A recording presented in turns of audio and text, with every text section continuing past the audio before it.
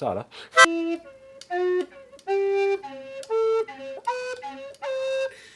Practice lah.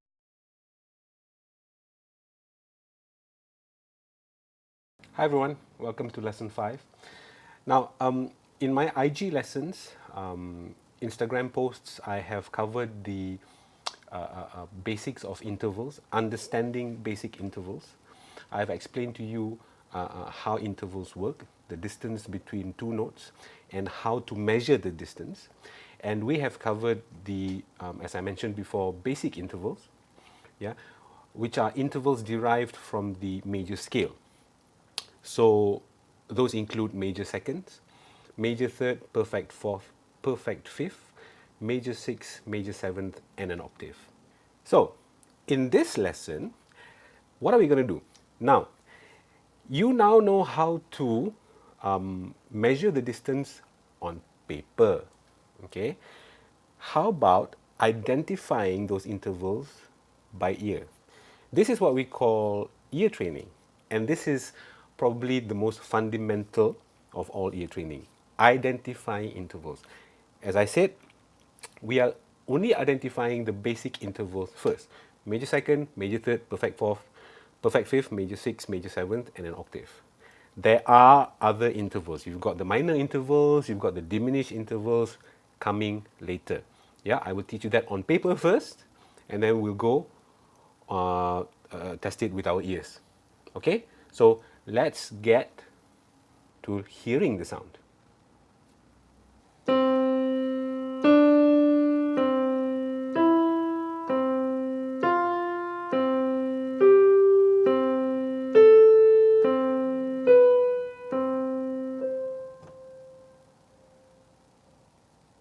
Okay, so before this, when we first started learning the major scale, I told you go to the piano, sing it.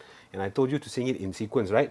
Do, re, mi, fa, sol, la, ti, do, ti, la, so, fa, mi, re, do. And do that on all the major scales that you all know by now. Okay, so if you've been studying your major scales, then you would have covered at least 4 or 5 scales lah.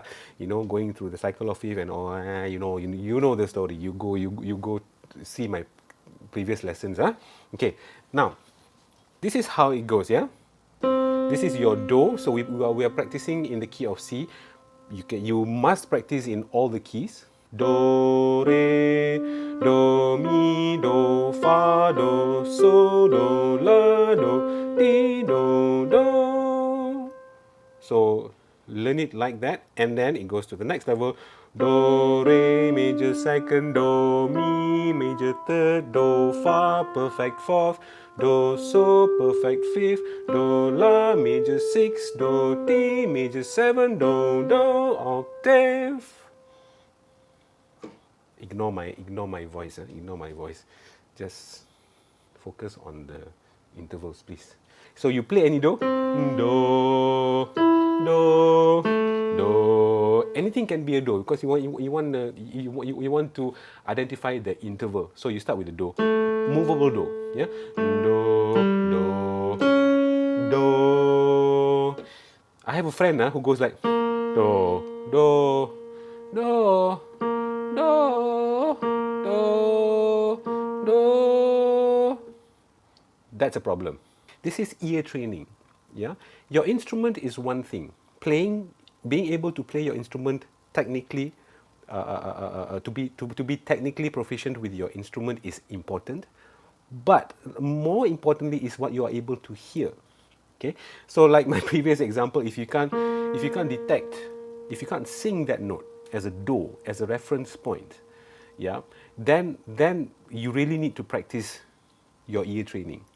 You must, yeah, because if you can't hear a note properly, if you can't detect a note properly, then when you play your instrument, especially wind instruments, fretless instruments, yeah, you have this thing called the intonation, okay? Because fretless instruments, you're pressing on the fingerboard. It's only like playing the violin. It's a black fingerboard. There are no frets like the guitar or the piano with keys. So you need to know whether the note that you're pressing is in tune. Similarly, when you're playing a blowing instrument, Yeah, you need to know that what you're blowing is in tune. Yeah. So how do you tune it when you're playing? You don't have a tuner there with you all the time during performance. It's here. This is where you detect whether you're in tune or not, and you're listening to your ensemble. If you're a choir, if you're a vocalist and you're in a choir group, how do you tune?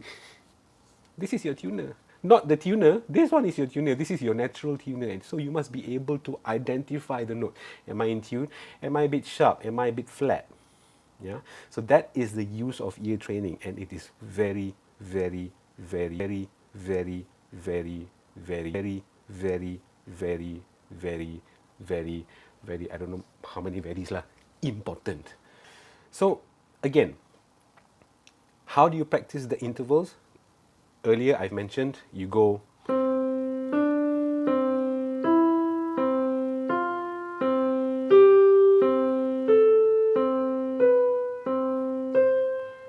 sing it. Do, re, major second, do, mi, major third, do, fa, perfect fourth, do, so, perfect fifth, do, la, major sixth, do, ti, major seven, do, octave, major second, major third, perfect fourth, perfect fifth, major sixth, major seventh. Okay? Next thing, sing the do, any do you want, any do you want, and then try to identify the intervals yourselves. Sing a major 7 from that. Sing a major 6 from that. Sing a perfect 4th from that. That's how you practice. Next, take your instrument, yeah, and practice it. And then you have where you can pick a key. Do, all right, solfege it like how I did earlier. Do, do, re, major second, do, mi, major third, do, fa, do, so, do, la, do, ti, do. Are you still in tune? Do.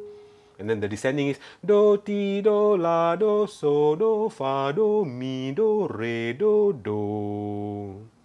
And that is how you practice your intervals and ear training. Hope you enjoyed this, guys. Thanks a lot. Hey guys, that's the end of the video. I hope you enjoyed it.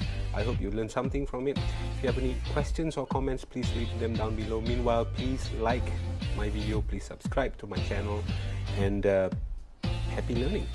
Take care.